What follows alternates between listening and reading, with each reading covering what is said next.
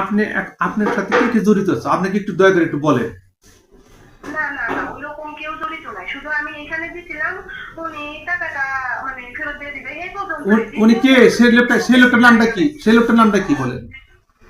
জি জি। ওই লোকটার নামটা কি যাকে টাকাটা আপনি দিচ্ছেন, সেলিম সাহেবই না আর কেউ আছে।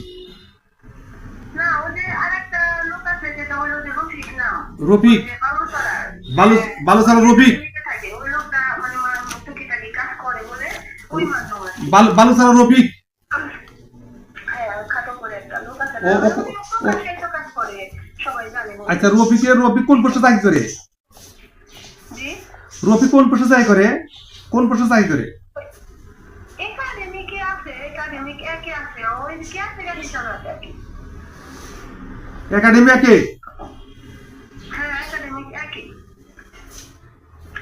যাই হোক আমার বিষয়টা ভাইয়া এ পর্যন্তই থাক, আমি এ পর্যন্ত আমার মানে এখানে কোনো না না না না, এখন এখন আমার একটা আপনার কাছে আমার একটা প্রশ্নটা হলো একটা, যে সেলিম সাহেবের অ্যাকাউন্টে টাকা গেল 1 লাখ 14 তারিখে, 14 তারিখে সেলিম সাহেবের অ্যাকাউন্ট টাকা গেল আপনার 14/9/23 গেল সেলিম সাহেবের অ্যাকাউন্ট টাকা গেল আপনার 1 লাখ।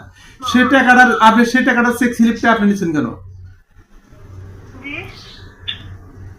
100 এই যে সেলিম সাহেবের সোনালী ব্যাংকে যে অ্যাকাউন্টে টাকা গেল আপনি হ্যাঁ হ্যাঁ যে টাকাটা ছাত্রী জমা করলো আপনার, সেই টাকাটার স্লিপটা আপনি নিচ্ছেন কেন।